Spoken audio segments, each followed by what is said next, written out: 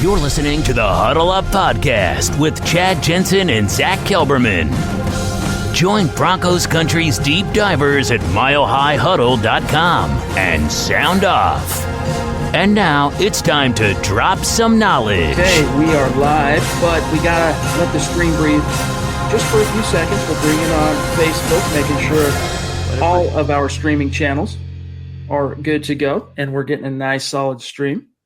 And we're good. Welcome in, everybody, to the Huddle Up Podcast, presented as always by Mile High Huddle, powered by Overtime Media. I'm your host, Chad Jensen, and with me, as always, my partner in crime, my fellow football priest. You know him, you love him. He is Zack Kelberman. Zack, I don't know if you got a chance to listen to Pat Shurmur's media availability today, but I paid really close attention because obviously Drew Lock has borne the brunt of a lot of criticism this week. Shurmur has as well.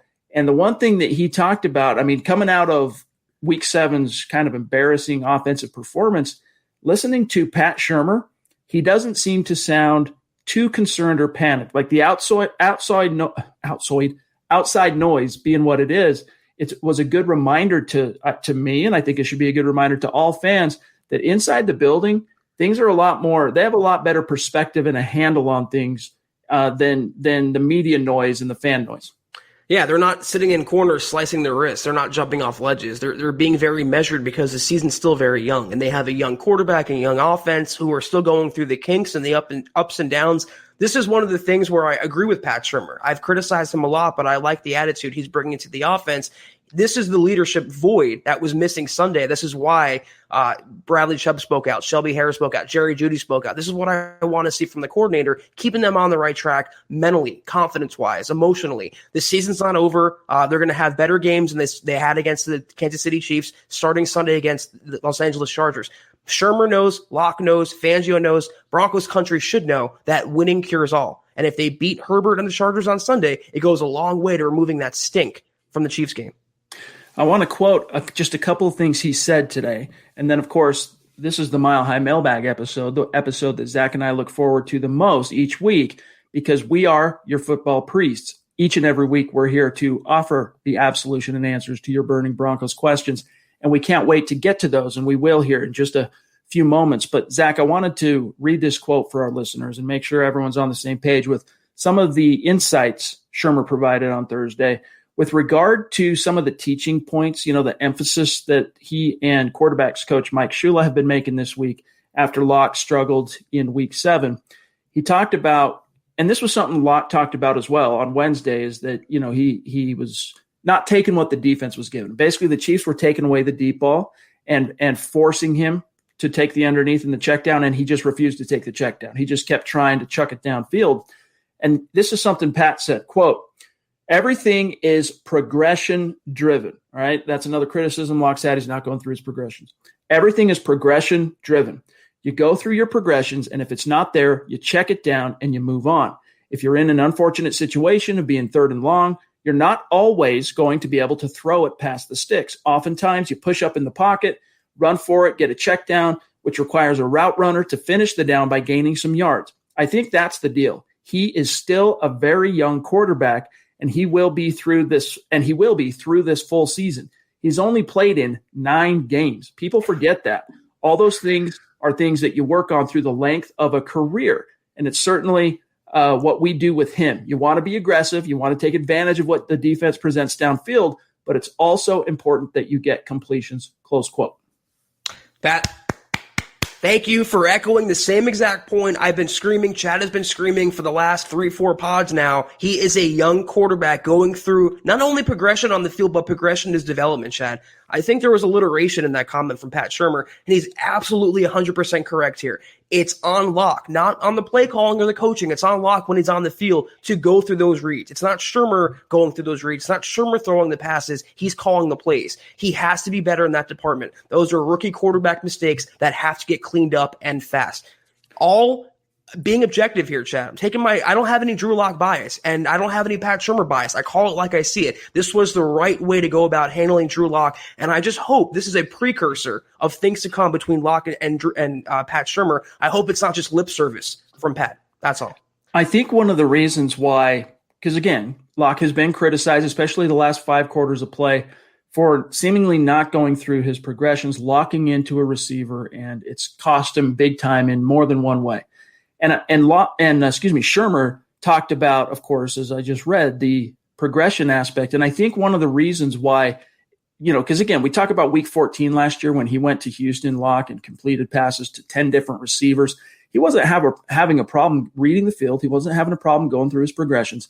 I think one of the reasons why it has been a struggle the last little bit here, Zach, is because he has this aggressive mindset, right? He wants to push the ball. And he talked about that again on Wednesday, that, look, I'm going to start taking what the defense gives me more, but I'm not dispensing with the aggression. And with regard to pushing the ball down the field, not going through his reads, I think the reason why he's not going through the progression, Zach, is because he gets the play call in his ear from Pat Shermer, and he goes, ooh, yeah. And he knows, all right, where's my big play potential, right? And he kind of makes his mind up, and that's not the right thing to do. Like, pre-snap, he should be making the decision on the progressions on what the defense is showing him pre-snap, and then how the defense responds, once the ball is snapped. Instead, I think he's making up his mind, and it hasn't paid dividends the last 5 quarters. Because he's been groomed and conditioned to go deep. I mean, you can't have it both ways if you're Pat Shermer. You can't want to go deep and then expect him to know instinctually to go short or to check it down. It's on Locke to an extent. This is the point I wanted to make in my last little rant there. It's also on Shermer to scheme the plays that put Locke in the best position to succeed, that take advantage of his arm, that get him in rhythm, short passes, completions, not just attempts. That part is on Pat Shermer to know when to call the right play call and why. When he brings that play call into the huddle, it's then on Drew Locke to make the right throw in the right read. This is exactly why, though, Chad, real quick, it's not just Locke or Shermer. It is both of them, and he's pretty much admitting that in his comments. There is so much more to get to today in terms of storylines, buzz out of Broncos HQ, your questions, your concerns, your comments. We got a few super chats stacked up from our superstars. Can't wait to get to those here in just a few minutes. First, though, gang, we got to go through some very, very quick matters of business, because tonight's live stream podcast is, of course, brought to you by sportsbetting.com. Gang, you got to go over to sportsbetting.com, because right now, as you know, gambling is legal in the state of Colorado, and with sportsbetting.com, it's the place to go because of the sharp odds, the low juice, the in-house bookmakers, meaning they're not leaning on third-party providers for odds, hassle-free bonuses. And anyone that has done gambling online, sports betting, understands how important that is. When you do get a bonus, to not be hassled when you want to exercise that bonus. 24/7 live customer support. And with the hassle-free bonuses, by the way, you get that bonus money after you bet it one time, whereas with other sites, it's 30 times, anywhere between 5 to 30 times until you can actually get that bonus money. But what makes sportsbetting.com the bee's knees is you get a 100% right now risk-free week of sports betting up to $1,000. And it's not just one bet, it's all of your bets. You play for a week. If your losses exceed your winnings at the end of the week, sportsbetting.com will cover those losses, the difference, up to $1,000, and going back to the hassle-free thing with a one-time rollover. So head on over to sportsbetting.com/milehighhuddle. That's sportsbetting.com/milehighhuddle, and capitalize on a risk-free week of sports betting up to $1,000. All right, a couple more things here, and then we will dive right back into the content for tonight. Make sure you are in the mailbag. Make sure you are following the podcast on Twitter. Thousands of you are, but this show continues to grow week in, week out. We want to make sure you know how to connect with us. First thing to do, follow on Twitter, the podcast, @HuddleUpPod, also @MileHighHuddle. You can see here where to find my partners, @Kelberman, @KelbermanNFL, and myself, @Chad and Jensen. And then a gentle reminder, gang, to head on over to the merch store and get your swag on. HuddleUpPod.com. Get yourself a trucker hat. Get yourself a Let 'em Hate t-shirt. And Zach, speaking of the Let 'em Hate, we received an awesome selfie today from Che Hill, one of our superstars. Yes. He's also a Facebook supporter. I'll see if I can blow this up a little bit.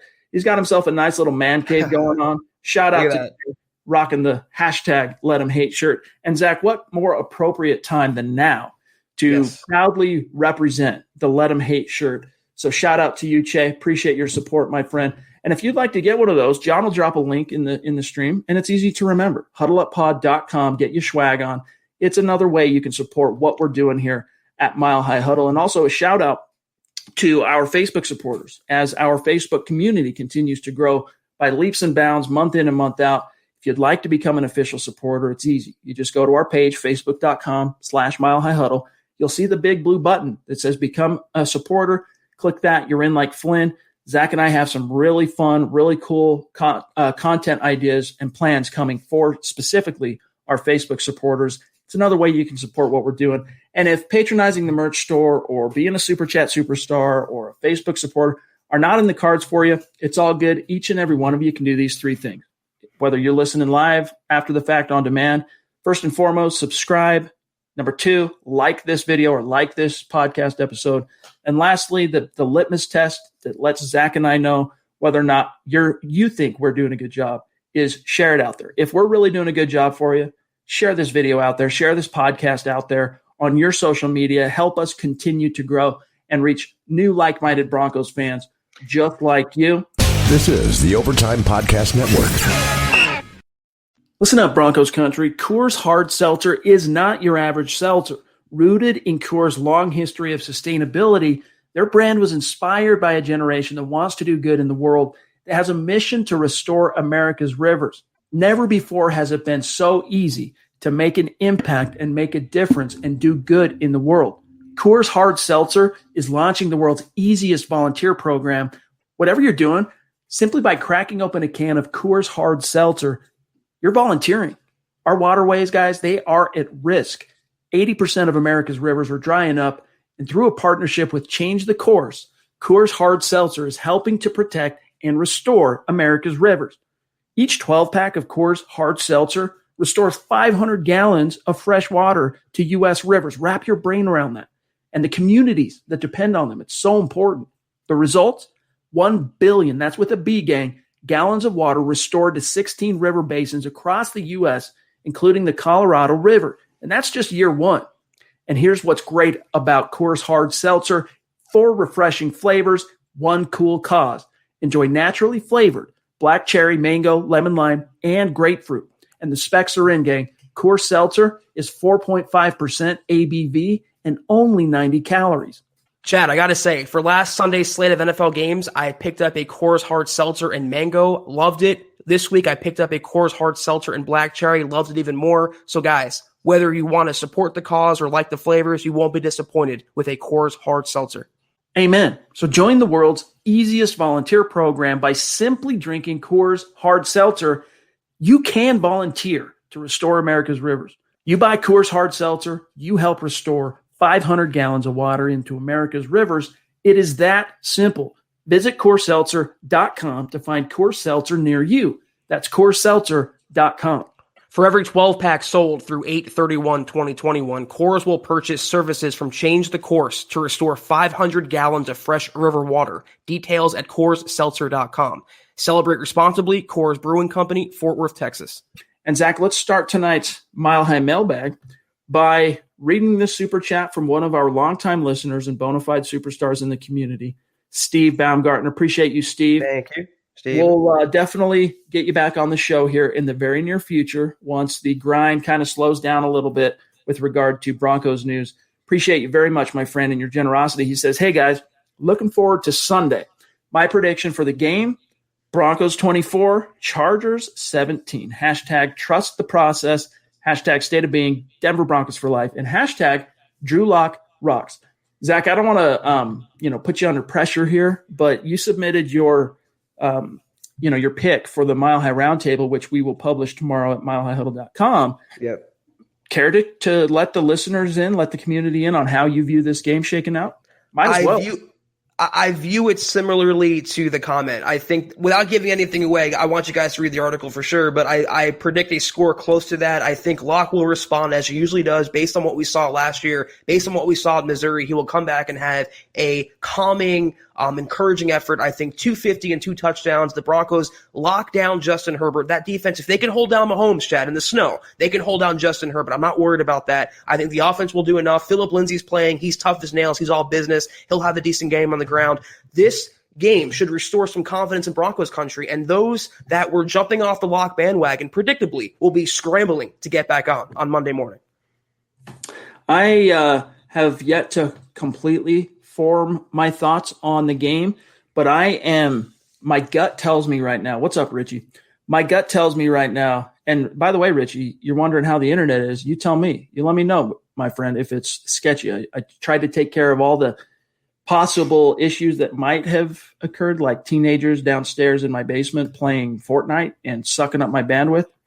I think that might have had a little something to do with it, but you let me know. Zach, as far as Drew Lock, as far as the Broncos, week 8, my gut tells me Drew Lock is going to bounce back.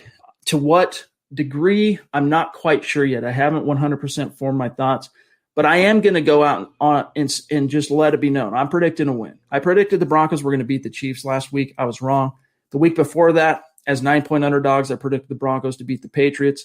I was right in that case. I am predicting the Broncos to beat the Chargers this week at home. And Zach, it's not so much because I think Drew Lock's going to come storming back and, put up 400 yards and 4 touchdowns necessarily, but I think Vic Fangio's defense is going to throw some things at a young Justin Herbert, who's coming out of the quick, easy read, spread offense of Oregon. He's looked really good in these 5 games as a pro, Zach, but he hasn't gone up against a Vic Fangio defense quite yet. Right. The same defense that confounded Patrick Mahomes to the tune of 0 for 8 on third down. And so I think that's going to give Drew Lock an opportunity in this kind of beleaguered offense to get back on their feet. And it's the same defense that also confounded and confused Ryan Tannehill, Ben Roethlisberger, the Pittsburgh Steelers. This defense is very good this season, and I'm not worried at all about the Chargers offense. Herbert's a rookie quarterback. He'll make life hard for him. They have Eckler. They have Keenan Allen. But other than that, though, not a lot of weapons on offense there for Herbert. And if the Broncos, like I said, if they can hold Mahomes to 200 yards and 1 touchdown, and that score coming in garbage time, I think they'll get after Herbert on Sunday. They'll give the offense back the ball. I think we'll see some turnovers, some interceptions. That'll help the offense's confidence. I do think the Broncos will get back on the winning track this Sunday. Kenneth Booker with a comment here. He says, "Hey, Pat, what's your game plan? Go deep. Hey, Pat, what's your favorite play? Go deep. Hey, Pat, what do you do on 4th and inches? Go deep. Hey, Pat, what time is it? Go deep." I think Pat definitely has that. That's his predilection is definitely to go deep. But the message that he was preaching today to the media was one of progressions. He says it's all progression driven. You go from 1 to 2 to 3. He goes, we can all count to 3, right? Progressions, you boil it down. You go from 1 to 2 to 3. And so I think the message that's really being hammered home to Drew Lock this week from a coaching emphasis, technique-wise, obviously we got to hope and expect that they're trying to help him get back to basics with that footwork and some of that stuff. But in terms of philosophically, Zach, it's take what the defense is giving you. And yes, there are going to be strategic moments in this game where we're going to take a shot or two, right? It's going to happen. But you don't need to go for broke down after down. Take what the defense gives you. If Drew Lock would have taken what the defense was giving him last week, he would have been well over 300 yards. Completion percentage would have been much higher. Broncos probably still don't win that game because of the turnovers and because of the snafus on special teams, Zach. But he ends up with a much gaudier stat line, and he's not, the butt of every joke in Denver media this week. He's going to have to take what's offered to him because the Chiefs defense plays mostly man-to-man. The Chargers defense plays a lot of zone defense, and it's going to keep everything in front of him. They're going to take away the deep ball with KJ Hamler, Jerry Jeudy, if Tim Patrick plays in this game, and he'll have to be forced. And this is good. This is going to be a good thing, a blessing in disguise if they take the deep ball away. It's going to make Shermer and make Locke utilize the middle of the field, utilize the seams, throw to the tight ends, throw to the running backs, throw to Jerry Jeudy, get the ball in KJ Hamler's hands. Have some creativity, ingenuity. We haven't seen any of that to date yet. I think this is the game they debut it. This is the soft landing spot for the reclamation project that is the Denver offense. Let's grab this one from Christopher Do44. Do44. Good to see you, my friend. Longtime listener of the show, yes. A superstar. Thank you, Christopher. Appreciate you, Chris. He says, love my MHH fam. Please beat the Herb so Drew Lock can get a better overall for my Broncos theme team on Madden 21. Love you guys. Hit the like button, and congrats, Nick, on 1 year. Of course, we did not congratulate Nick Kendall on his 1 year anniversary with his beautiful young wife. That I think it was Tuesday night. In fact, the night of building the Broncos, he was absent because he was celebrating his anniversary with his wife. So, of course, congratulations to Nick and to Natalie, great young couple. Zach, let's grab this one here from John Libick on Facebook. Appreciate you, John. What's up, fellas? Do you think we make any trades before the deadline? Zach, my answer, and then I want to serve this over to you real quick, is it depends entirely on the complexion of this game. If the Broncos lose, and especially if they get blown out and it's just not even close and it continues to fall apart at the seams, I think the Broncos end up becoming sellers. Yeah, but I don't see a fire sale. First of all, they don't have the assets for that, and I just don't see Elway dismantling the team that he was so hyped to build before the season. I could see if they win this game, maybe they'll trade for a safety or maybe another offensive lineman, someone to help kind of fortify the roster for a potential playoff push. If they lose this game, they might trade away an asset. I don't know who that would be. Melvin Gordon, there's not many veteran players that have some trade value. But either way, if I had a gun to my head, I see them being sellers. But very, very inactive. I think maybe one deal on Tuesday. I don't think you're going to see them go out trying to move mountains to acquire anybody. But if they have a rough go this week and end up losing, they'll be at 2-5. What you do is you look at the guys that do have some value, who are in a contract year. So you look at Justin Simmons, you look at Garrett Bowles, you look at Shelby Harris.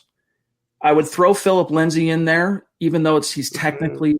I guess you could technically say, I was going to use the word technically, but he's actually in a contract year. He'll be a free agent next year. He'll be a restricted free agent, so the Broncos can, control his destiny, so to speak. But those are the four names, Zach, that come to mind to me. And if I had to put my finger on boiling it down to one name, if the Broncos were to be sellers this year, I'd probably say,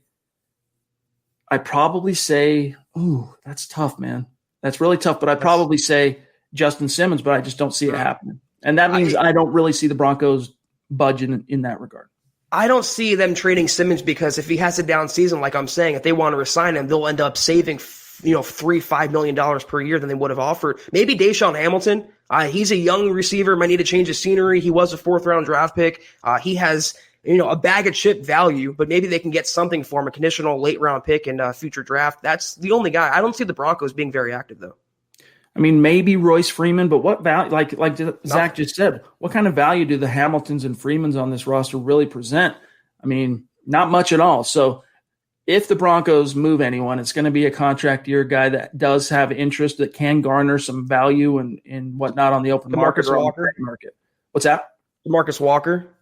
Maybe. That's true. Good point. DeMarcus Walker is another guy. Now, NFL teams haven't been able to get much of a look at him this year because he played week 1, got hurt week 2, came back last week. So he's only appeared in 3 games this season, and he hasn't played a whole heck of a lot, to be honest with you, as a Bronco over the course of 3.5 seasons nearly. So, but he is a guy, Zach, that I bet. Yes, there are teams out there that have their evaluation on him, right, as a prospect coming out of FSU that might want to make a move. Yeah, and every time, Chad, the limited tape he's made available, he's always around the football. He's always making plays. It might be my bias for DeMarcus Walker, but you never know if a defensive needy team can maybe say, okay, we can salvage this guy. Let's see what he can do in our system. Zach and I have kind of been orange-colored glasses with regard to, DeMarcus Walker, and I don't think he's received the fairest of shakes from the Broncos, hindsight being 2020. I still think he's got a chance here, though, with these remaining 10 games to make himself a little money, at least as a free agent next year. This is the Overtime Podcast Network. Bronco Batman jumping in with a super chat and a beautiful YouTube profile pic of him barbecuing something. Appreciate you, Bronco Batman. He says he's got a prediction. He says Broncos with a win. Locke has a big game. Go Broncos. So that's some orange colored. You want to talk orange colored glasses, Zach? There you have it. I'm rocking them too. That's the same prediction I made. I think 250 and 2 touchdowns. That would qualify, I think, for most as a good game from Drew Lock. The Broncos have a mostly resounding victory on the strength of their defense as well. I don't think it's too orange colored. He has the talent. He showed it last year. He beat the Texans, beat the Chargers, beat the Raiders in the finale, beat the Lions after losing to the Chiefs. We've seen what Lock can do. It's not all theoretical. Most of it is also on film. So I'm riding with Lock, Chad, and I'm dying on that hill happily. Duke jumps in with his own prediction. He said, and by the way, obviously he's a fan, right? That's why everyone's in this stream. But last week, he's not a blind Broncos every week. He's pretty rational when it comes to making his picks. He picked the Chiefs last week to win. Not that he wanted the Chiefs to win, obviously, but he's saying, here's Zach, 3-day weekend coming up and a lot of beer going down. Denver beats the Chargers 38-17. Man, it would be great to see this team come out and just have one of those Texans type everything goes right games, man. It would be quite the lift. And at the penultimate moment, and this, let's face it, Herbert's looked really good. We don't want to take anything away from him, but the Chargers are not a world beater. I'm sorry. If things broke a different way, if Locke's receivers could catch in that New England game, they would have won that game going away. It would have been a blowout. And if they can blow out the Patriots, even this year's version of the Patriots, they can blow out the Chargers. Not saying it's going to happen, but it's definitely a possibility. Mr. Scary says, what happens, though, if Herbert outplays Locke as a true rookie? If Herbert outplays Locke and the Broncos lose, it's going to be another week of hypercriticism and negativity, and it's going to suck, but it's still not going to be the end of the world. Again, guys, Pat Shurmur told you the message today, and Vic Fangio echoed it. This dude's entering his 10th NFL start, his 9th full game that he'll play, assuming he plays all 60 minutes and doesn't, knock on wood, stays healthy. And, they got a long row left to hoe, and Locke's their guy, so they're going to let him bump his head, and they're going to try and coach him through the ups and downs and live to fight another day. And Flippin' Booch says, guess what? The Chargers defense sucks. All teams have put up more than 20 versus the Chargers except the Bengals. And, Zach, we'll get to some comparisons here in a minute, but a very poignant point here. And if that happens, to answer the previous question, if Locke does outplay if Herbert does outplay Drew Lock, and what is the definition of outplay? If he has better stats, if the Chargers win, it would mean nothing going forward. It would mean the Chargers have their QB in Justin Herbert and the Broncos have theirs temporarily, at least, in Drew Lock. And no team mirrors each other. The Broncos aren't trying to be the Chargers. The Chargers aren't trying to be the Chiefs. Every team has their own quarterback and own situation that's exclusive to them. The Broncos, if they lose this game, they're still going forward with Lock under center because they have to know by season's end, not the end of this week, by the end of this season, if Lock can be the guy. If they lose, like Chad said, it's more of the pearl clutching, it's more of the complaining. It doesn't change anything, though, from a personnel standpoint going forward. Tom L. Greco up there north of the 49th parallel in Canada, proving the Broncos country is not a geographic location. It is a state of being. And while we're talking about our Canadian brethren in Broncos country, a quick shout out. John, I don't know if you still have that banner ready to go, but shout out to Terry Randall, MHH, Mount Rushmore superstar. Happy birthday to you, my dog. And D-Day, is it 4 days? I think we all know. Congrats on both milestones, if you will, Terry, and happy birthday. Hope you're having a great night. Let me just amend my comment. I saw, Terry, you made a comment, a super chat we're going to get to in a minute. I messed up last night. The screen was flickering for me. I was taking your question. It looked like S'more Days. I went back and watched the pod. I asked myself, what the hell is S'more Days? So my apologies, Terry. You meant 5 days, 4 more days. Definitely my congrats to you. Tom L. Greco, appreciate you, my friend. You really have just come on strong since the season started, maybe even before that, and we really appreciate your support, my friend. Yes. Thank you, Tom. Locke has to slow the game down. He has to calm down. He will be great. Patience. I've been a Broncos fan 35 years. I know talent. Thanks, guys. Now, I don't think there's any question, Zach, that Drew Lock has talent. Like, the kid has plenty of talent. But at the same time, the annals of the NFL are littered with bust after bust of highly drafted quarterbacks that have all the talent in the world, but for whatever reason, whether it's character, whether it's between the ears, whether it's team circumstances, whatever, are not able to put it all together. We believe and know that he does have the talent, Zach, but at a certain point, and I don't say this to be alarmist at all, because again, scope, you need the whole season to have a full evaluation on Locke, but he does really need to start producing it on the field. He does, and he has a lot of talent that we saw last year. The arm talent is evident, but you talk about his footwork, you talk about his decision-making, you talk about getting rid of the football. And coming from a pretty big Drew Lock fan, admittedly, those are fatal flaws if you're a young quarterback. You have to clean those up. You learn those in high school, you progress through college, you get to the NFL. Coaching or not coaching, that is on Drew Lock. He has to be better. I just think, though, I'm not ready to give up on him after that poor game against the Chiefs. I think he will clean those up incrementally starting Sunday against Los Angeles. And he's still carrying that confidence. I mean, you talk to any Bronco in that locker room and mention the name Drew Lock, the first thing they're going to say is the swag, right? He's got the swagger. He's got the confidence. And as a young quarterback, you got to find the guys who can maintain their confidence through the struggles, through the ups and downs. And Locke, in his media availability on Wednesday, he was definitely confident. He was, I wouldn't quite say unapologetic. I mean, he was acknowledging that he needs to play better, but he also, Zach, stuck to his guns in terms of, look, I do need to take what the defense has given me. Back to Tom's point in terms of slowing things down. I gotta be able to recognize where I can improve, but I'm not losing the aggressive mindset. He stuck to his guns, and that confidence still oozing on Drew Lock. This is the Overtime Podcast Network. Chris Hernandez, 24-year veteran of the Air Force and a superstar in our community. Love you, buddy. Appreciate you. He wants to know, is there any news on the injuries? Let's take a gander here. Zach, at the injury report, the practice report from today. I guess I can do a share screen, and we can all look at this together. It'll be a nice, fun little exercise. Bear with me one second here, boys and girls. Let me blow this up for you, and we can all look together. So for the Broncos, by the way, Philip Lindsay was initially listed on Thursday as a DNP, as a did not participate, but he was actually upgraded to a limited participant later on because he's passed to a certain point within the concussion protocol where on a Thursday practice, he could go out and do individual drills by himself away from the team, and that counts as limited. So that's good news. You're not going to get a decision from the doctors in the concussion protocol, right? These are independent from the team doctors that handle concussion protocol. There will not be a decision, according to Fangio, on Lindsay's availability for Week 8 until Saturday. But it's good news, Zach, that he was limited and was able to do some things today. How do you not, I'm not saying you, but how does any Broncos fan not love this guy? I just don't understand. I mean, he is definitely an RB1 in my eyes. He is tough as nails. He is all business, no BS. I really hate to say this, to draw this, to connect these dots right now. If this was Melvin Gordon in concussion protocol, would he have practiced today? Would he have been limited? I'm not sure about that. Philip Lindsay is all about football. He's all about helping his team win. This is why he is #RB1. I love this guy so much, Chad. So much.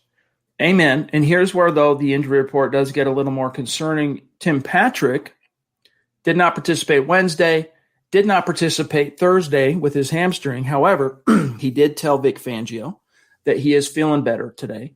So that's one silver lining, positive. But, if he's unable to go against the Chargers, it's not the end of the world. But, Zach, the chemistry he clearly has with Drew Lock. Yes. I mean, the Broncos are going to need that if they're going to have the full potential to bounce back the way they could.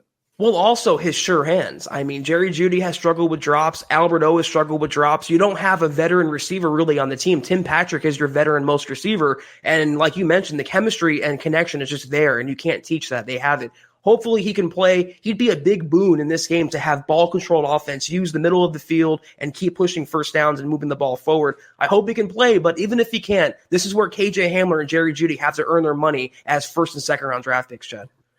Shelby Harris didn't participate with he's got some bug, something going on, not the word that she'll go unmentioned, not the CV, but he was back, full participant today. DeMar Dotson got a vet day on Wednesday. He's back today, full participant. And then we get to Jerry Atachu, and Deontay Spencer, both of whom missed the last game. In fact, Atachu, I think, missed 3 games in a row now, but he was at least limited this week. That's a step in the right direction. He was a DNP last week and the week before. So Atachu's trending in the right direction, but Spencer obviously is not. I would expect at least one more game without Spencer as your punt and kick returner, which means, Tyree Cleveland, step on up. And you know what? He wasn't totally terrible, but anyone I think working for Tom McMahon is going to be less than what they could be in under any other coordinator. In terms of Atachu, Malik Reed has really stepped up and locked down that outside linebacker role opposite Bradley Chubb. Atachu coming into the season, I had some decent hopes for him as like a 6 to 8 sack guy, but Malik Reed is just killing it out there and making the Atachu absence sting a little less. Reed might not be just blowing off the ball and just winning his matchups one-on-one, but when the opportunity knocks and there's a chance for that sack, he gets it, right? He doesn't let those opportunities get squandered. And that's what you see from guys who might not have the Von Miller talent in the world, in terms of the quick twitch and the bend and the explosion, but they have the motor, and they're the hard work guys, and they're the smart guys that pay attention in film study. And that was something even Bradley Chubb yesterday, or was it the day before? I think it was the day before, Tuesday. Either way, Bradley Chubb talked about that he looks up to Malik Reed on is, look, this dude is like as dedicated as it gets, and he's taken notes, copious notes on everything, every meeting, every film study. And you can see how that pays dividends for him where, 2 games in a row where he gets 4 sacks total 2 games in a row, I should say, where he got 2 sacks each game. And it's not because he's putting these highlight film, get-offs on tape and blowing his guy off the ball. He's just doing all the right things. And when you do that, Zach, typically the football gods, pour you out a blessing. Yeah, those blue-collar guys, those lunch pail guys, you can't pay to have enough of those on a team. And he's just almost like the defensive version of Tim Patrick. He doesn't have the most elite traits, the most elite physicality. He just comes and shows up every Sunday and does his job and does it very well. And for Bradley Chubb, the number 5 overall pick, a highly touted first-round pick, to praise an undrafted free agent, that says everything to me. I'm a big fan of Malik Reed. He's only getting better as time goes on. Then we get to the tight ends. Andrew Beck, who missed last week, limited with his hamstring. I think there's a 50-50 chance he'll play this week. And then Jake Butt was limited yesterday and today. Noah Fant, they took it easy on him yesterday because he's still trying to get back to 100% with that ankle. But he was a full participant today. And then Judy's kind of nursing a little bit of a shoulder, full participant. And then, Zach, if we look at the Chargers injury report real quick, we've got, let me see here. Brian Bulaga, the tackle, he was limited. Hold on, did not practice. All right, that's right. They had to cancel their walkthrough. But if they would have practiced today, that's what this would have meant. They would have been limited, okay? And that's Bulaga. Melvin Ingram would have been limited. Rayshawn Jenkins, the safety. Storm Norton, the tackle. And then the guys who have been banged up but would have practiced or KJ Hill, Justin Jackson, Gabe Neighbors, Tyrod Taylor. I guess it's Tyrod is actually how he likes his name pronounced. And then some of the guys that wouldn't have, no matter what, Forrest Lamp, Trey Pipkins, Easton Stick. It's weird to see Virgil Green's name on there, isn't it? It's like, I can't believe he's still in the NFL. He's been around, seems like 50 years. All right, let's get back to the stream. We'll grab Stu Meat. Appreciate the super chat, my friend. Your support means the world to us, and you really are a superstar. Anytime you're in the stream, you're showing us love, and we really do appreciate that, my friend. All right, let's see what else we got. What's on the minds of Broncos country? And here he is. I probably should have waited till we actually had the super chat. I didn't see that he'd already supered. So, Terry, appreciate you, my friend. Again, happy birthday. He says, stay to being 4 more days. Hashtag get it right, Zach. I atoned, Terry. I atoned for that. He atoned. Absolution. Now it's your football priest seeking absolution at your hand. Isn't 2020 great? Indeed. The tables have turned. So thank you, Terry, and happy birthday again, my friend. Yes. Very happy birthday. Let's grab Daniel real quick here on Facebook. We try to keep it as balanced as we possibly can, especially on Mile High Mailbag Day. Appreciate you being with us, Daniel, on Facebook. He says, what is the job security of Fangio and Shermer? Do they finish the season, or are they gone before the season ends? Zach, these guys have, unless you get a successive run of 10 remaining games in which the Broncos are getting blown out by multiple scores in each game like you saw in Week 7, they're both here to stay for through 2021. I think even if that happened, he would get another season. Both of them would, because it's just such a young offense. So many things have happened. The injuries, a weird offseason. There's 0% chance Fangio or especially Fangio will be fired during the season. And I think there's like a 10 to 20% chance he's fired after the season. It is not happening. His alibi was injuries. He lost Courtland Sutton. He lost Von Miller. His quarterback went down. He was on a couple young quarterbacks. He's going to have his alibi built in, Fangio. Shermer's a different story, though I think he will get at least the end of the year. Going forward, it's a little less murky after the Scangarello firing last year. I am well, let's grab Kenneth's super chat, and then I'll come back to what I was going to say. Really appreciate you, Kenneth. Bona fide superstar, and been with us a long time. I think it's safe to say at this point that this is a cat that has worked his way up onto the MHH Mount Rushmore. Appreciate you, my friend. He says, do we sign Garrett Bowles to a franchise tag, approve it for another year, or do we go long-term? I say this because it looks like we made the right move with Simmons.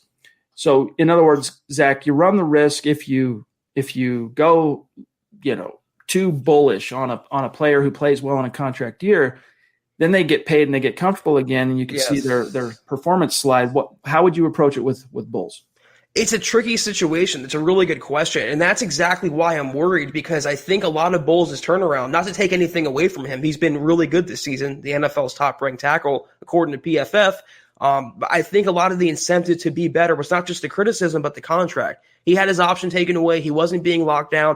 It looked like he was going to be out of a job in a season. So I think a lot of the motivation was money. If you pay him, a player that's been mentally questioned along his career, you run the risk, like you said, absolutely, of him checking out after getting paid. I don't know about the franchise tag either, because it seemed like with Simmons, they tagged him and he just took off mentally. Emotionally, he's not the same player as he was last year.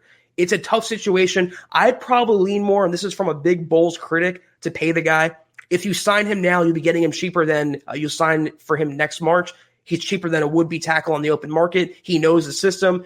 And you know what? He's done enough. He's been around the NFL long enough now where I think he's finding his footing, literally and figuratively, in this system. And I think I would lock him down now, Chad. It's also worth saying, and I'll grab Cobra Commander here, it's also worth mentioning that he's parlayed this through 2 seasons, right? He played really well down the stretch last year, and that trend continued and has continued thus far through 2020. So the other thing you got to factor in is foundationally, you need to have that foundational linchpin for a Super Bowl caliber, championship caliber roster of your left tackle locked down long term. And that's why they drafted Garrett Bowles. They went through the pain, the suffering, and now they're reaping the reward. So I think I concur with you on Zach. With Zach on this, you gotta just pay him and run the risk, knowing though that you've got Mike Munchak, who seems to have reached him and gotten through to him, to mitigate any risk that he might revert back to his recidivist ways. And let me say this, one more point. If they do re-sign Garrett Bowles, I'm still drafting a tackle very high in April, 1st or 2nd round. I'm not leaving it to chance again with Juwan James and Garrett Bowles. Cobra Commander says, I thought that hit on Lindsey was illegal as a helmet-to-helmet. I thought the same. For those of you who follow me on Twitter, and if you're not on Twitter, get on Twitter and follow. If you are on Twitter, I'm sure you saw this. But I said, look, I expect the NFL to fine Daniel Sorensen for that hit because, Zach, it wasn't targeting. I don't think he was trying to go helmet-to-helmet, but it was a helmet-to-helmet hit that directly caused a concussion. I haven't heard any news yet, and I just searched real quick. They haven't handed down, to my knowledge, any fine on Sorensen. But if they don't, I will be surprised. I'm kind of not, because the NFL chose not to suspend John Bostic, who destroyed Andy Dalton's brain on Sunday. And that was a targeting hit, Chad. That was a dirty hit that has no place in the NFL. And if he wasn't further disciplined, I'm not surprised the offender for Philip Lindsay's hit wasn't suspended either. That's the inconsistency of the NFL. It's so maddening. Zeus McPeak in the house, showing the love, showing the support. Thank you, the first face etched into MHH Mount Rushmore. Everyone knows him. Everyone loves him. Appreciate you, Stu. We do need to hook up, dude. I need to call you on the phone here in the very near future. I need some advice on the old internet here in the very near. So love you, buddy. Appreciate you. John, my stream has done a massive jump, so thank you. Duke, showing some love to Terry here. Appreciate the super Duke. And he's saying, happy birthday, my brother, Terry Randall. Terry, how old are you? I'm going to guess here. 42. Tell me how close I am. I'm going to guess 42. What do you think, Terry? We had him on the show. What do you think for Terry, how old he is? Not a day over 21, Chad. Come on. Yeah, I'm going to say 42. I love you, Terry, but I'm guessing that's about where you fall. All right, John. I'll tell you where I'm at, dude, in the stream. I am. You flattered him, Chad. He's 44. Oh, wow. There you go. See? Levi, thank you. Levi Hope. He's in every stream, and he's supporting the cause. Appreciate you, my friend. Thank you, Levi. Superstar. He says, Locke needs to win this game. He needs to show that stats don't matter as much as wins and show why Herbert is overrated. Zach, go ahead and answer, and while you are, I'm going to bring up a share screen. He doesn't have to win this game for Justin Herbert. He doesn't have to win this game for the fan base that wants Herbert over Drew Lock. He has to win it for his team. He plays for the Broncos. He plays for himself. He wants to have a good game because it means the Broncos would have a good game. And if they have a good game, it means they probably win that game. He's not playing to prove he's better than Justin Herbert. It's probably not even in his mind. He hears the noise, but he has to be better for himself. Every quarterback is unique in the AFC West. That's what I was saying in my previous point. The Chiefs aren't trying to be the Chargers. The Raiders aren't trying to be the Broncos. Every team is unique, and every quarterback is unique. Locke has to play for himself, not try to be anyone else, including Justin Herbert, who's won one game at this level. One game. This is why for a few weeks I was reluctant to shower the praise on Justin Herbert, because he was putting up the numbers, and he's a first-round pick, right? You do expect to see the flashes. You do expect to see the production. But I was reluctant to shower him with the praise that he was getting elsewhere, and including all the QB envy within Broncos country, because he still hadn't won a game. All right, he's 1-4 as a starter. Drew Lock as a starter in the league, and this counts the Pittsburgh game, let's see, he's 1-3, so he's 5-4 total for his career in 9 starts. He's a plus 500 starting quarterback in the league. So yeah, he does. I agree with with Levi that he does need to win this game. Like, this is, you got to bounce back from that ugly game, and it's not just for Drew's sake, but Zach, this is a divisional matchup where they're both sitting at 2-4. You need to get back on top of the Chargers and try and get back to a number 2 seeding in the AFC West if you want a shot at one of those 6 or 7 wild card spots in the AFC playoffs. Yeah, win it for the Broncos, win it for playoff seeding, win it for your team. Don't win it because you want to be better than Justin Herbert. That can't be the focus in this game. That's all I'm saying. Do you have John Andres? There he is. Andres Quijano? Appreciate you, my friend, and I'm sorry if I butchered the pronunciation of your name, but appreciate your support. He says, hopes for this game. Justin Simmons gets 2 picks and brings Herbert's you-know-what back down to earth. Judy and or Fant have 100 yards and a couple of touchdowns. Zach, we've been just waiting for the big pop game from Judy, and, he had that touchdown, the big, Moss play over, I think it was Pierre Desser in the Jets game, but we still haven't quite seen that breakout game. And with him kind of pushing the envelope this week in practice, trying to assert himself a little bit more as a leader, is this the week you finally see Jerry Jeudy pop? I don't know. I don't know what pop is defined as. 100 yards, 2 touchdowns. I want him to get the ball in his hands in the middle of the field and let him beat defenders with his speed and his footwork. I want to see the same plays he made at Alabama, Chad. Not these long, low percentage passes that Pat Shurmur's dialing up for Drew Lock to throw to him. It's going to be tough if Tim Patrick is out of this game because Jerry Jeudy is the number 1 wide receiver. He'll draw the most coverage. It might be bigger for Noah Fant or KJ Hamler, but it comes down to play calling. If they utilize Lock correctly and Shurmur kind of is balanced, they can get the ball in Judy's hands. And once that happens, he can make the moves. He can make defenders miss. He can take it to the house. That's what I want to see. I want to see the reasons they drafted him 15 overall. It wasn't just go down the field and run really far. Indeed. I think it's coming. I think he's working. I think if Drew Lock, and if he heeds Pat Shurmur's call here to take what the defense gives him, guys, watch the film. I mean, Jerry Jeudy wins. He creates separation. And if you use Jerry Jeudy correctly, and it's not go deep every time, and you're trying to target every time you target Jerry Jeudy, it's 15 plus yards, and you're using the underneath, you're using the slants, you're using the digs, you're using the comebacks, you're using the curls. Let him use his route running to your benefit. That's when you'll start seeing him pop. It's just a matter of Shurmur and Locke getting wise to that. Yeah. And I think Drew Lock, this is a couple of weeks in a row now where Locke has talked about Jeudy in his media availability. I think it's getting more front of brain for him. This could be the week. I'm just don't know yet. Eddie, and by the way, hope things are going well for Cobra in Germany. Shout out to you, my friend. Hope things are okay. Eddie Vasquez, though, superstar. Love you, buddy. And he says, hit that thumbs up. Give us a like. Appreciate that reminder, thumbs Eddie. Up. And he says, Denver Broncos for life. Y'all are the best. No, you're the best. Chris McKay, appreciate you, my friend. Thank you. And I still don't know. Are you on Twitter? Hit me up. He says, I'm still curious to hear your guys' scouting report on Jeudy so far this year. Coaching and QB play aside, do you think he was worth the top 15 pick based off the first 6 games? Zach, you go ahead and start, and then I'll riff off. I'll provide my answer. It's so tough to judge any prospect based on 6 games and a receiver in a young offense when he's forced to play a bigger role than he was expecting to play or the Broncos wanted him to play coming out of the gates.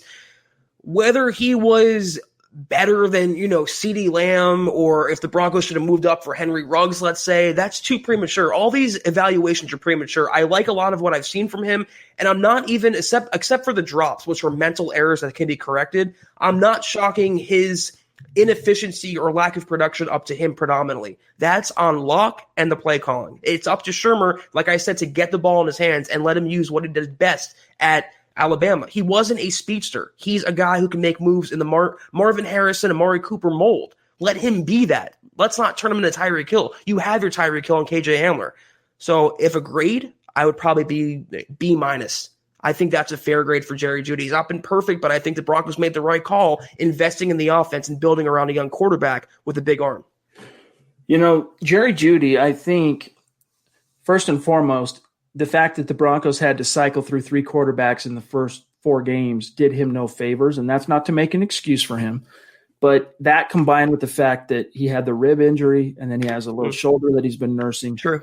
And then the drops. I mean, if you're scouting Jerry Jeudy, I think what you do as an opponent is you just try and jam him up at the line of scrimmage, because if you allow him a clean get off the line, that route running prowess is going to create separation. And you would think as the opponent that the quarterback would be wise enough to feed him and to recognize, hey, Jerry Jeudy is getting open way more often than he's not. Like he's getting open probably 7 out of 10 routes. He's open.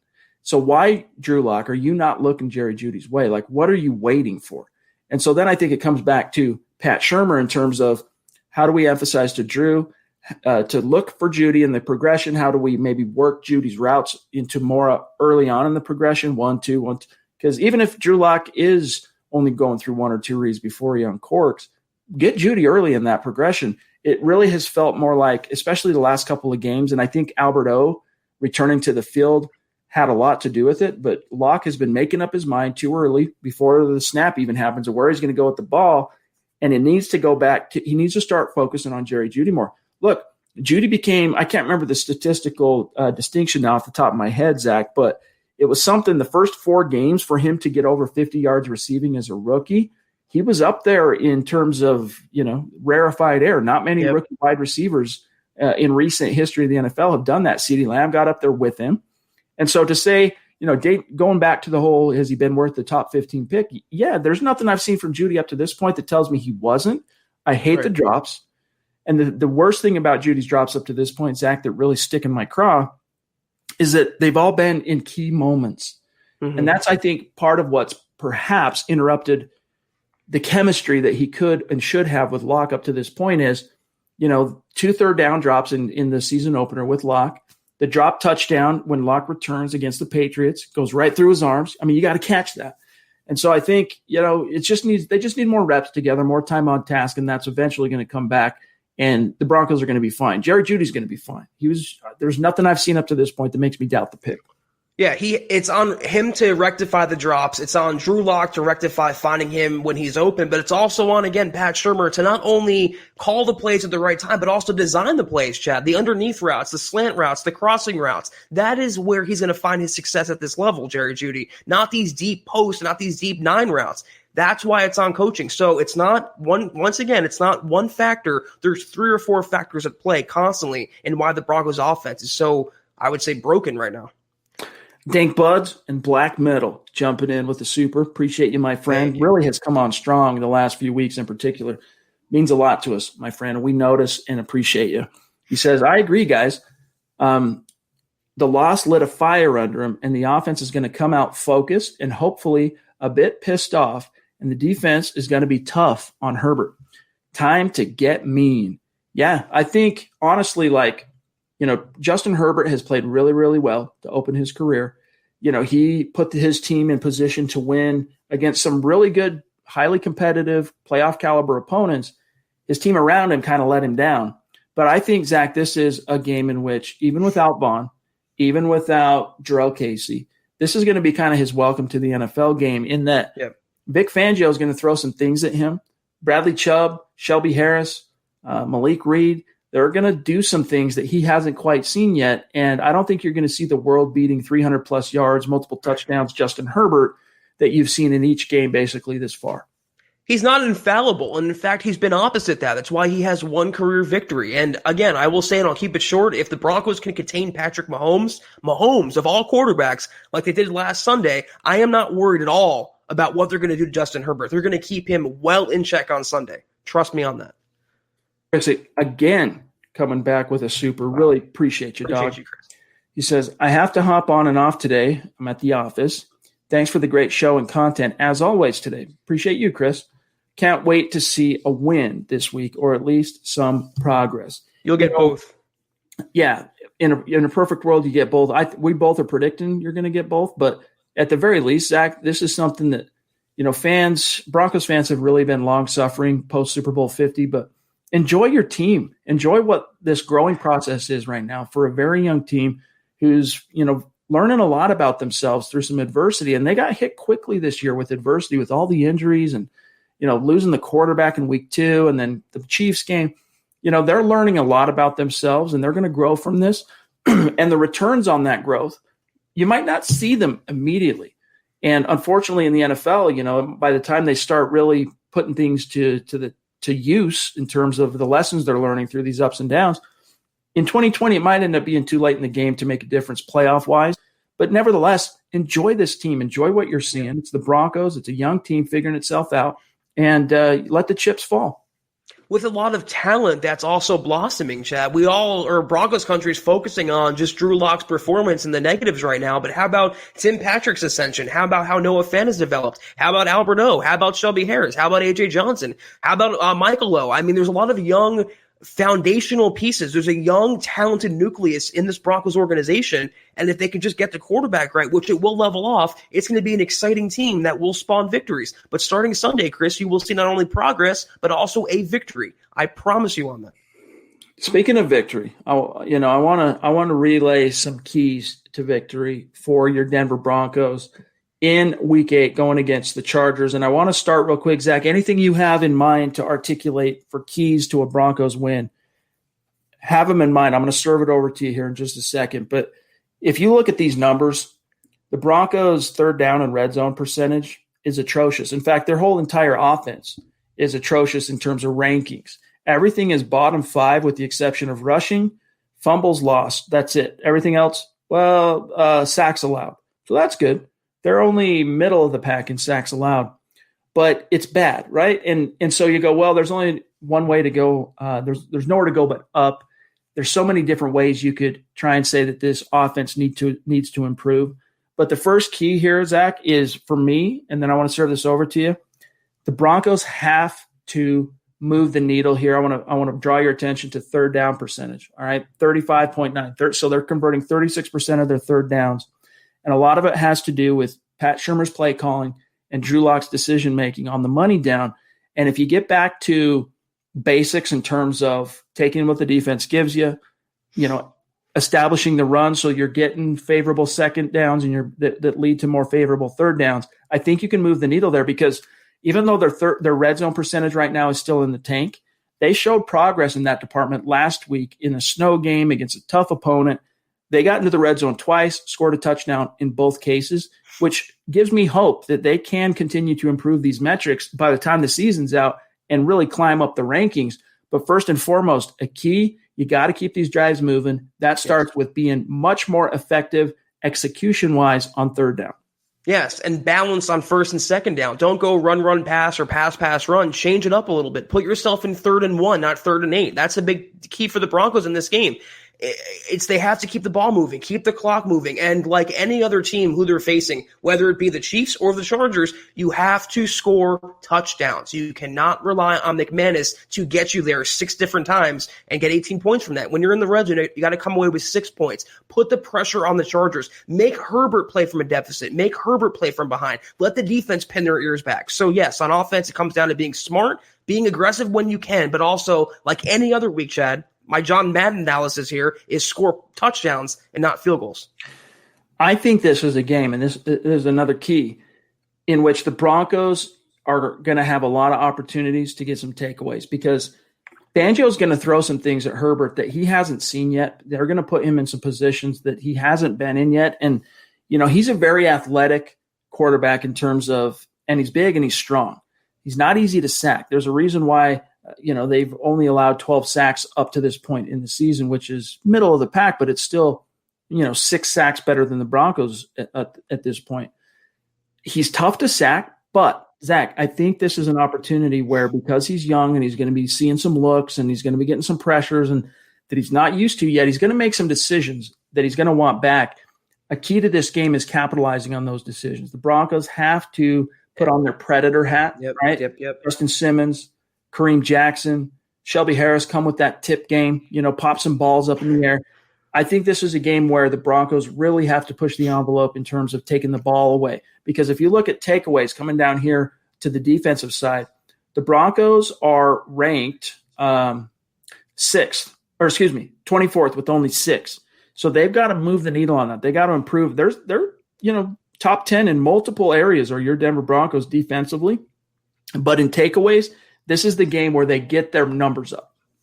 They cannot make Justin Herbert look like Dan Fouts. And I don't think they will, but they have to treat him aggressively. They have to play him like they played Sam Darnold against the Jets. Aggressive, blitz happy, come after him and do not let up. If you can fluster him, which you can, if they can do it to Mahomes, they can do it to Herbert. If you keep the pressure on, you will get the sacks, you will get the turnovers, you will give the ball back to the offense, let them make some plays, hopefully score points. Yes, I agree with you, Chad.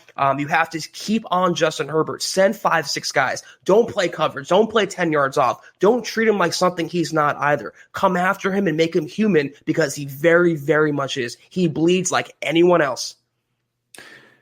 The Chargers are doing a solid job in terms of stopping the run. They're ranked 14th, middle of the pack, only allowing 113 yards per game on the ground, which is only 4 more yards per game than the Broncos. Broncos are currently a top 10 rushing defense. The Chargers are just behind them, but I think this is a game in which the Broncos, even if Phillip Lindsay is unable, Zach, to get back from that concussion, this is a game where I think the Broncos can impose their will on the ground. And really, if you're looking to lay the foundation for a bounce-back game for a young quarterback who's under a lot of scrutiny and the criticism, you give him back some confidence, you give him some favorable situational, third downs, second downs. Because, in the NFL, you often see teams, they'll get a nice play on first down where it brings up a 2nd and 3 or a 2nd and 2. And because they know that even if they get no yardage on second down, they're going to have a 3rd and short, they take a shot. That comes to being smart and productive on first down. And to me, that boils down to running the ball. So even if Phillip Lindsay is unable to get back in time for, get out of the concussion protocol, this is a game going against his former team where Melvin Gordon needs to earn that $8 million. Yes. Good call. Revenge game for Melvin Gordon. Absolutely. And it comes down to, again, I don't want to keep beating the dead horse, which is pretty much obliterated at this point. But it's Pat Shurmur's play calling. If something is working, like Chad mentioned at the top of the show, do not go away from it. If outside runs are working with Phillip Lindsay, do not stop doing that. If Melvin Gordon fumbles, do not call a flea flicker where you put the ball in his hands. It's simple, fundamental coaching. And if they can play smart and coach smart, they can win this game going away. This can be an easy victory for Denver if they play up to their potential. If they bring it on defense like they did against the Jets, and they bring it on offense against New England. If they combine those areas, Chad, this will be a victory for Denver. Last thing here, and then we'll get back to the chat, and then we got to get out of here pretty soon. But if I would have told you that almost halfway through the season, after Von Miller and Jarrell Casey went down, that the Broncos would be ranked top 10 in sacks, how many of you would have believed that? All right, but they are. Now they're ranked 8th. They got 18 sacks through the season. And this is another game. This kind of goes hand in hand with the takeaways thing, but this is a game where Bradley Chubb needs to play inspired ball. Malik Reed needs to continue to be that smart guy that capitalizes on his opportunities, even if he doesn't straight up win and dominate his matchups one-on-one.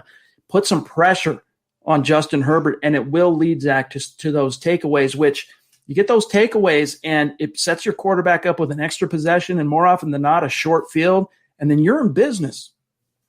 But not just any pressure, not just predictable pressure like sending A.J. Johnson or sending Josie Jewell. How about some delayed blitzes, disguised blitzes, safety blitzes, stunts, something in the middle of the defense that Herbert has not seen before? If they can do that, I think they can control that Chargers offense fairly well. All right, let's see here. John, NRF18 just subbed. Welcome. Appreciate the subscription, my friend, on YouTube. All right, let's see here. Do you have based Gase? Yeah, do you have based Gase? And then Chesney, Bison, Mark, and James. And then I think we're pretty well caught up, and then we can dip on out. Based Gase in the house again. Appreciate you, my friend, becoming a superstar.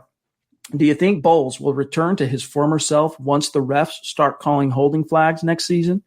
It's too good to be true. That is a concern. All right. I'm not going to lie to you and tell you that I don't, and I've even mentioned it on this show. I've broached the subject, but if you watch the tape on Bowles, his technique is significantly improved. There's always, for any tackle, there are those razor's edge plays where a penalty, a holding call could have been thrown, but they don't. It's the egregious ones where, it's just obvious that used to get Bowles in a lot of trouble. And you're not seeing those this year. You really aren't. Now, I do think that the refs, obviously some mandate from on high told them, hold on to your yellow laundry. That's helped Bowles. No doubt. That has helped Bowles. But I don't think, honestly, even if that weren't the case, I think you'd still see him playing really good ball this year and not being nearly as penalized as he's been in years past.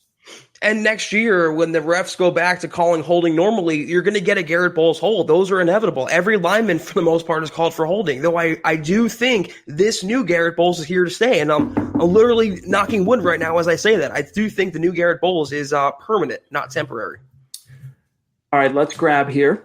Chesney Boer, thank you for the super, a name we don't recognize, so welcome and thank Chesney. You, my friend. Either people are supportive of Locke or hate him. We need to be more patient with one of the youngest offenses. Thanks for the great content, guys.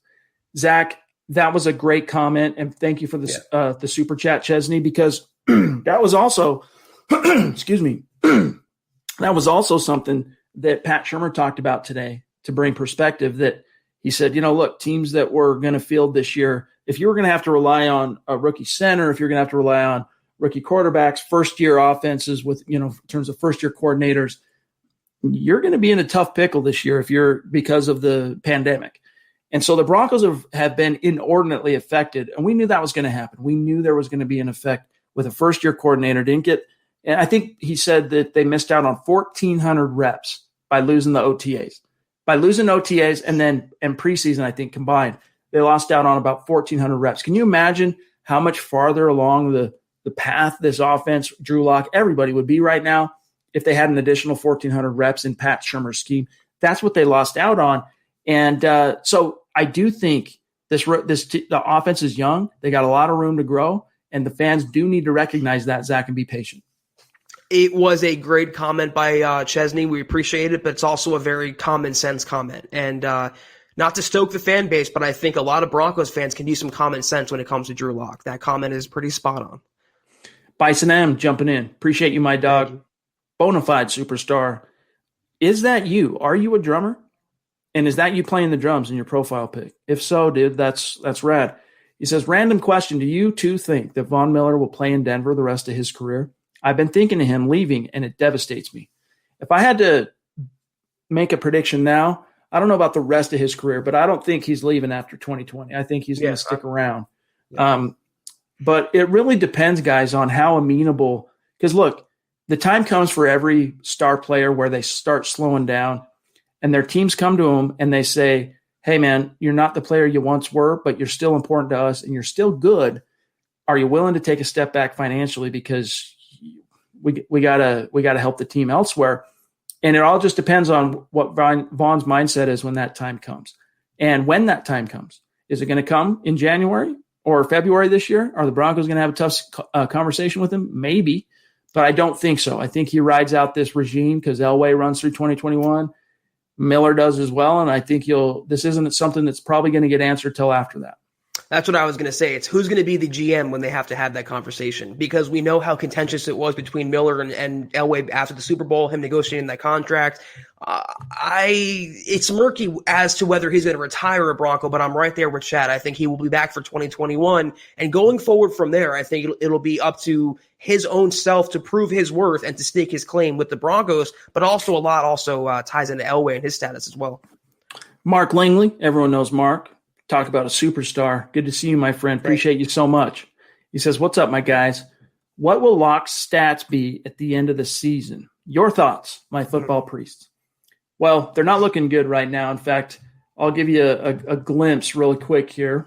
And I don't say this to get everyone down, but this is what Locke's stats look like right now.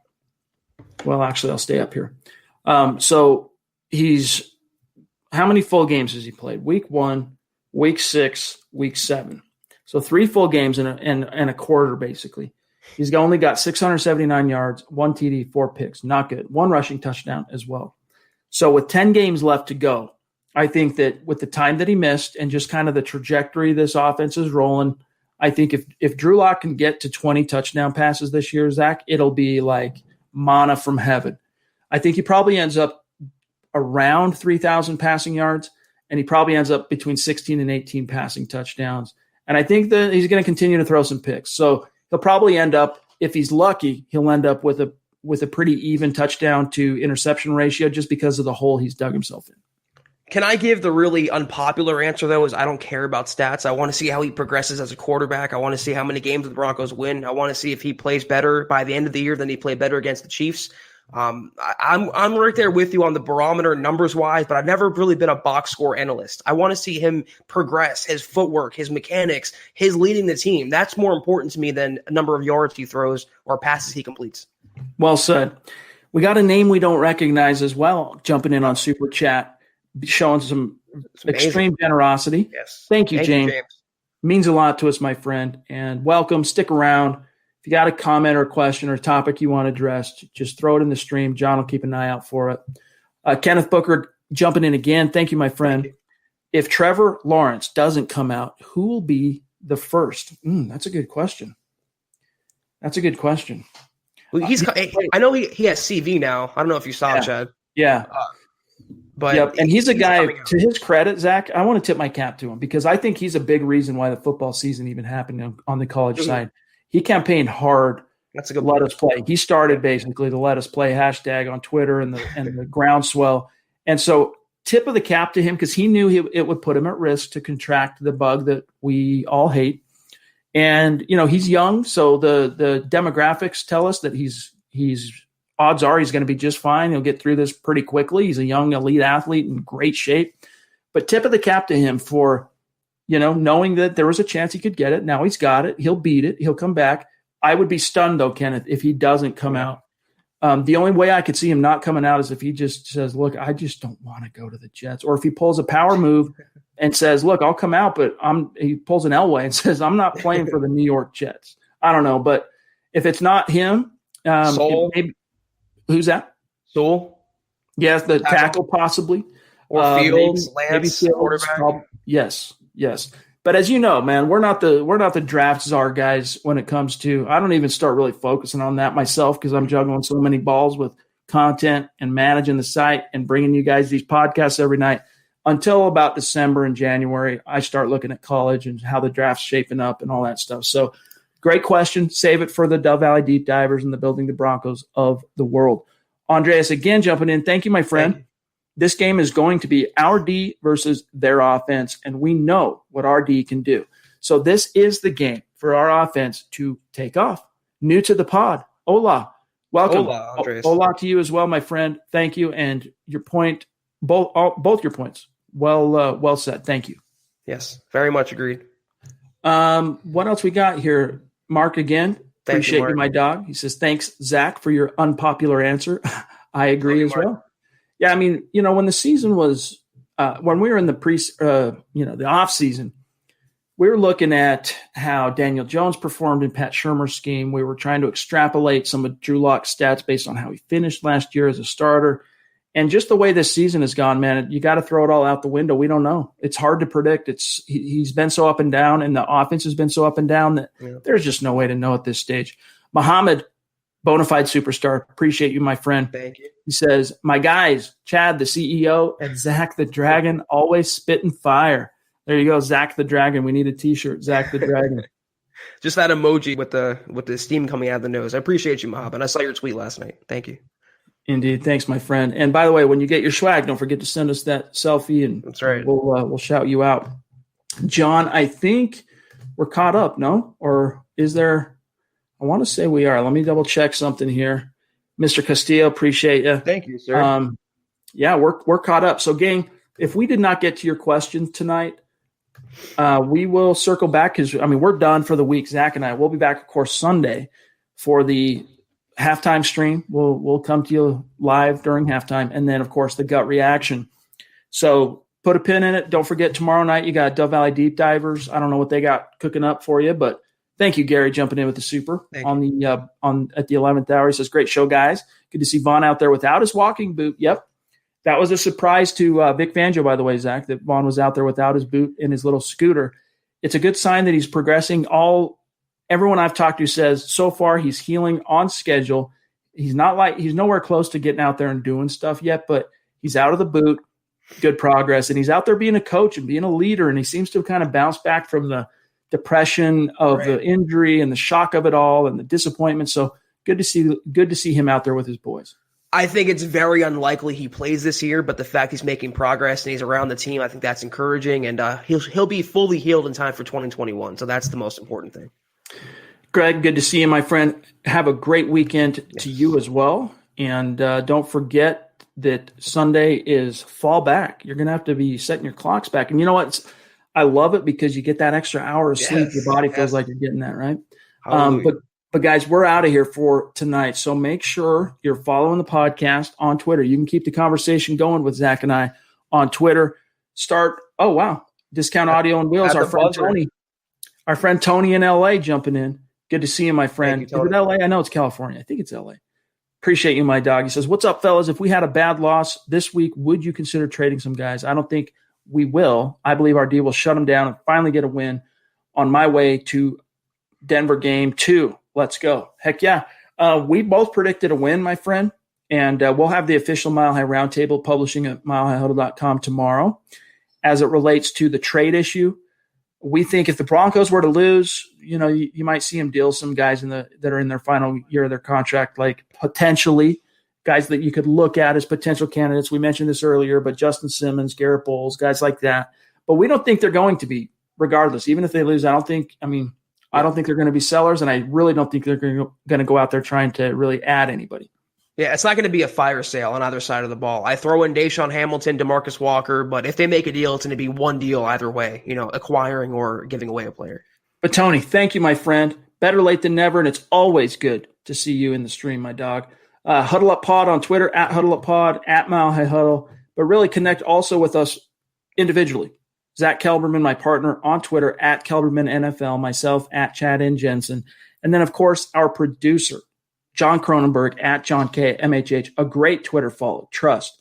Connect with John, connect with Zach, connect with myself. We love keeping the conversation going outside the stream on social media. And also the best way to do that, go to milehighhuddle.com.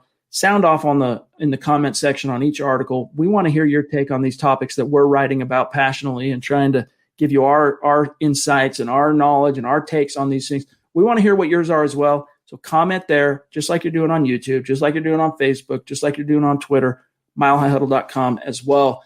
But gang, we're out of here. Zach, have a great weekend, my friend. You too, Chad. I'm excited because we're going to come back. The next time we see you guys, we're going to be talking about halftime, what we're going to be talking about on the next Full Huddle Up Pod, a Broncos victory. So hang in there. Hopefully you guys are over the Chiefs hangover and looking forward to Lock bouncing back because it's happening on Sunday, 72 hours from now. My math is correct. Broncos victory. Amen. All right, guys. For Zach Kelberman, I'm Chad Jensen. We'll see you on Sunday. And don't forget, though, you got Dove Valley Deep Divers tomorrow and Mile High Insiders on Saturday. 7 podcasts. Oh, dude, I almost forgot. Mile High salute to our Super Chat superstars, our Facebook supporters. Love you guys. But yeah, we'll circle back and see you on Sunday. So for Zach Kelberman, I'm Chad Jensen. We'll see you then. You've been listening to the Huddle Up Podcast. Join Broncos Country's deep divers at milehighhuddle.com to keep the conversation going.